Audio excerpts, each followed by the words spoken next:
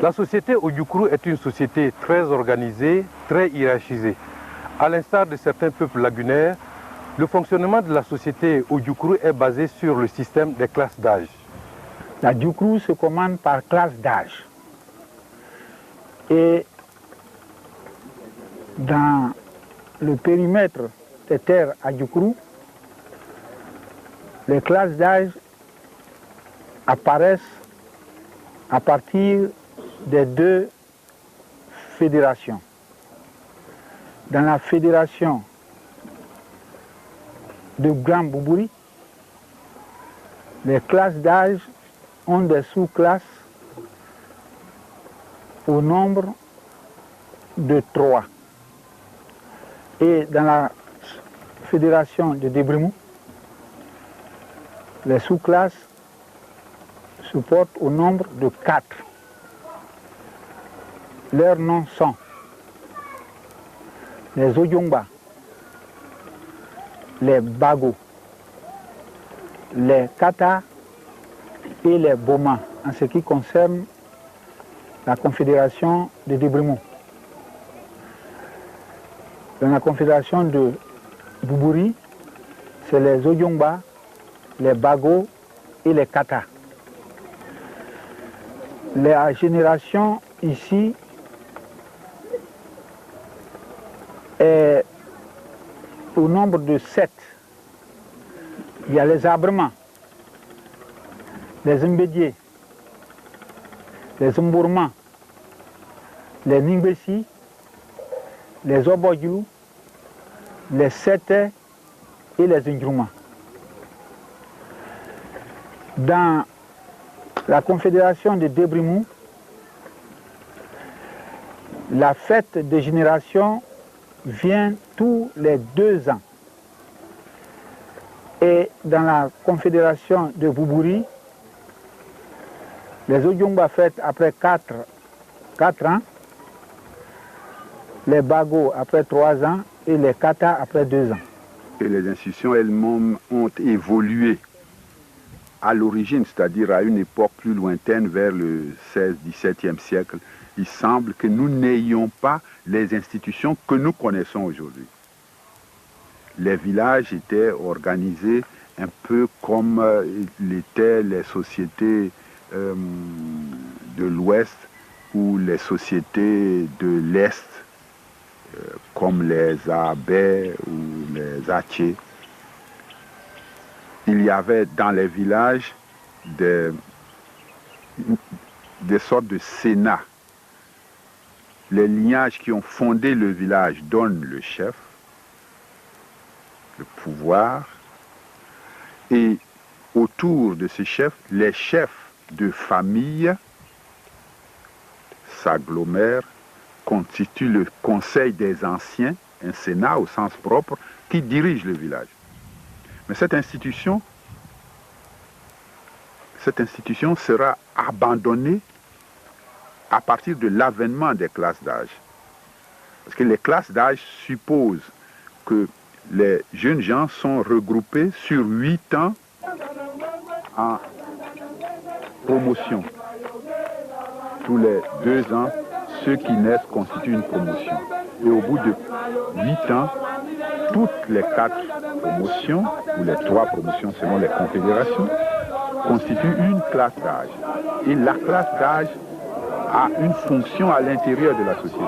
Par exemple, la fonction de guerrier, ou la fonction de trésorerie, ou la fonction de travaux publics, de messagerie, n'est-ce pas? Et au bout de 8 ans, elle rétrocède cette fonction pour en acquérir une autre. Et à la fin, elle a la direction générale de la société, la direction générale de la société politique. Ce sont ceux-là qu'on appelle les ebébou. Ils ont la direction de la société politique et la direction de l'assemblée politique.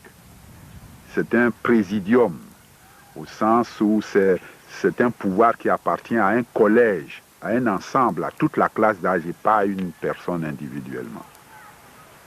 Et c'est cette institution que nous connaissons jusqu'à ce jour. Elle abolit le système ancien.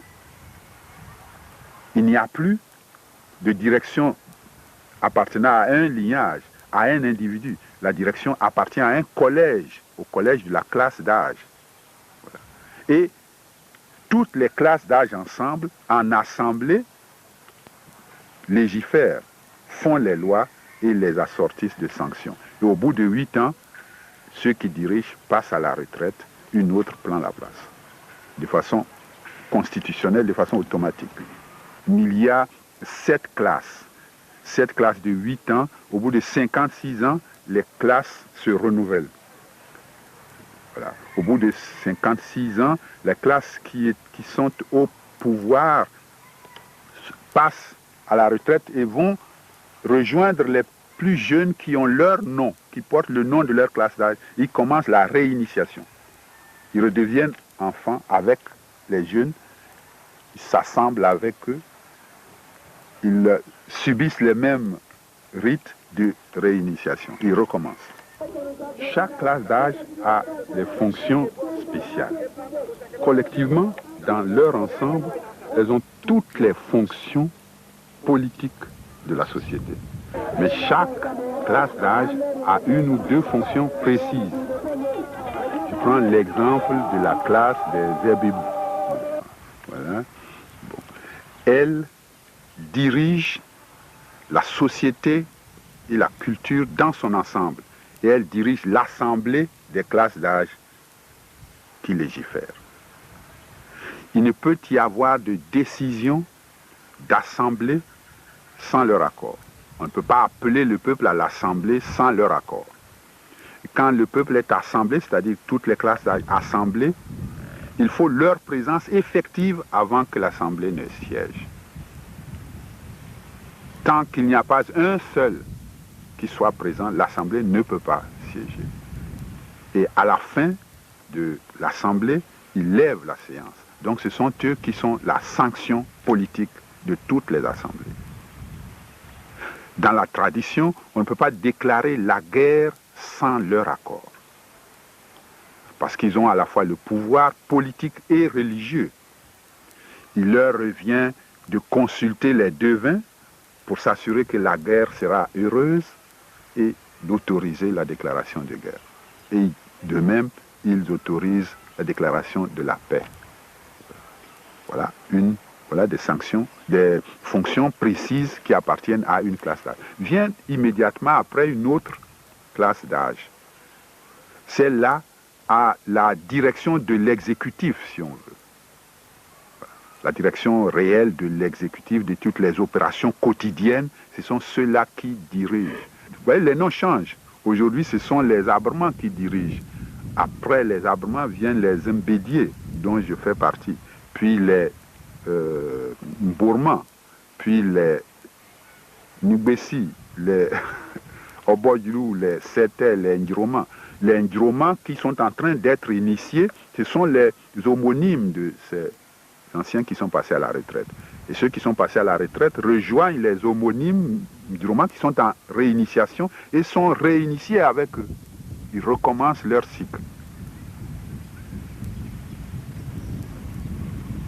Et ces jeunes qui sont en réinitiation, ce sont eux qui sont responsables de toutes les opérations de travaux publics. S'il y a la fête, si le village doit être nettoyé, ce sont eux qui sont astreints à ce nettoyage. Et c'est la classe qui les initie, qui leur donne des ordres, qui décide demain matin, tous les jeunes de cette classe d'âge doivent être présents, ils doivent nettoyer le village, etc. C'est leur fonction. Ils répondent de toutes les réquisitions jusqu'à ce qu'ils soient complètement initiés. Et alors, ils ont le droit maintenant d'initier les autres. Voilà, c'est leur fonction d'initiation qui veut dire fonction de formation à la conscience civique, à la discipline militaire et à la discipline politique.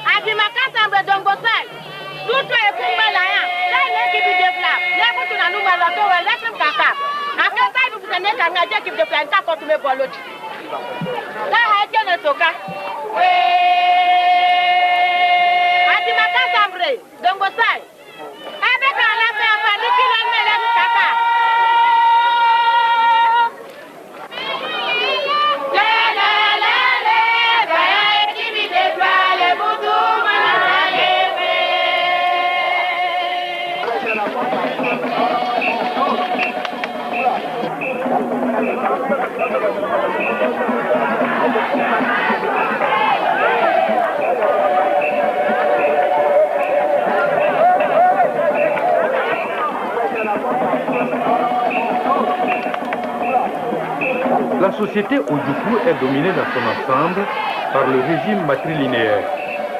Elle comporte sur toute l'étendue du territoire les mêmes structures sociales, patriclan, matriclan, village et tribu. En leur sein, divers groupes sociaux se distinguent et s'opposent. Hommes et femmes, classe d'âge des jeunes et classe d'âge des vieux, hommes libres et esclaves, hommes riches et hommes pauvres. Enfin, de la naissance à la mort, l'individu subit dans toutes les tribus le même cheminement socioculturel qu'il intègre à chaque niveau aux mêmes structures. Au clan par le nom matronymique ou patronymique, à la classe d'âge par l'initiation du law, à l'association des hommes riches par l'Agbanji, à la direction politique par l'Ebeb. Ces images ont été prises à Tiaha, le jour de la célébration de l'Ebeb. L'expression Ebeb désigne deux choses, selon le professeur Memel Foté. D'abord, l'Ebeb désigne la cérémonie par laquelle les uns donnent ou confient le pays à gouverner et les autres le reçoivent ou le prennent. Ensuite, cette expression désigne la législature durant laquelle une classe d'âge gouverne. C'est à la fois l'investiture politique et le règne. Les ayants droit qui ont reçu et pris le pays en main s'appellent Ebebou. Père de la société, les Ebebou symbolisent ou représentent le père primordial, le fondateur de la société. Les Ebebou assurent une fonction sociale, le pouvoir. Ils sont le pouvoir en tant qu'autorité, ils sont les maîtres du pouvoir. Ils participent d'un pouvoir qui les transcende en tant qu'il est une institution sociale. L'Ebeb est un rituel qui, par la transmission du pouvoir, confie la société à un petit nombre pour qu'il la dirige comme on dirige une pirogue sur l'eau, selon les termes du professeur Memel Foté. En pays Ojukwu, la célébration de l'Ebeb, qui a lieu tous les 8 ans, ouvre la porte du troisième âge à l'individu d'au moins de 60 ans. C'est l'âge à partir duquel les patriarches reçoivent des privilèges particuliers dans la société, privilèges qui leur permettent d'être dispensés de toute activité à caractère dur et d'être exempts de toute cotisation. L'individu qui est par exemple dans le troisième âge peut porter le chapeau en s'exprimant en public. En un mot, l'initiation donne à la classe d'âge Ojukwu une formation, lui impose une organisation interne, une direction, des activités communes, des fonctions politiques spécifiques. Mais dans toute cette organisation sociopolitique et culturelle en pays Ojukwu, où se trouve la place de la femme.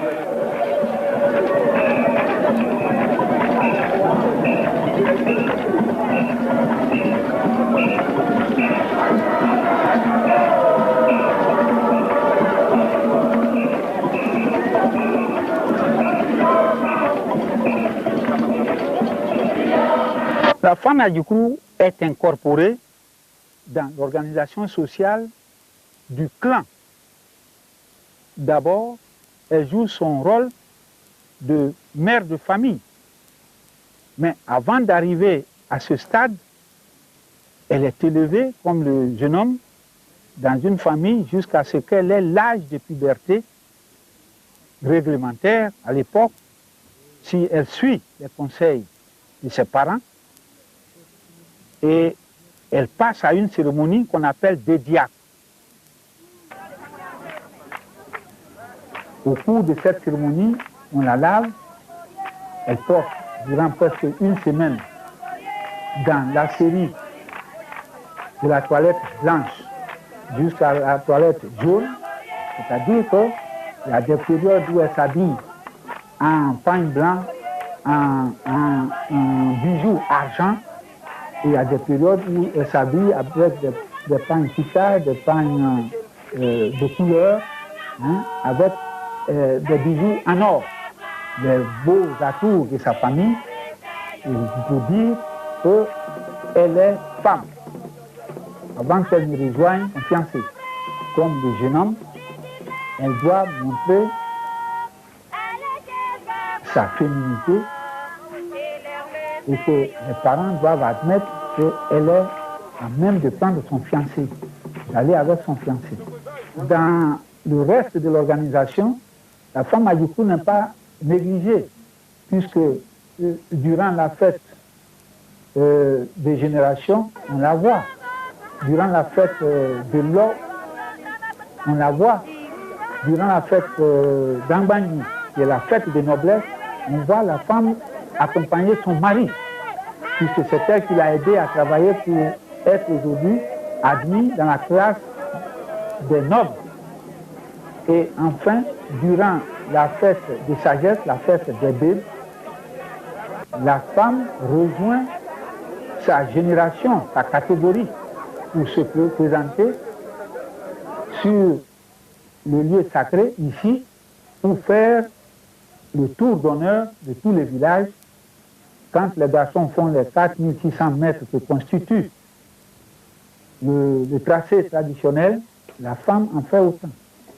D'abord, les femmes occupent une place dans la représentation du monde. Voilà. La manière de penser, la pensée, le fait de penser, se conçoit en termes de masculin et de féminin.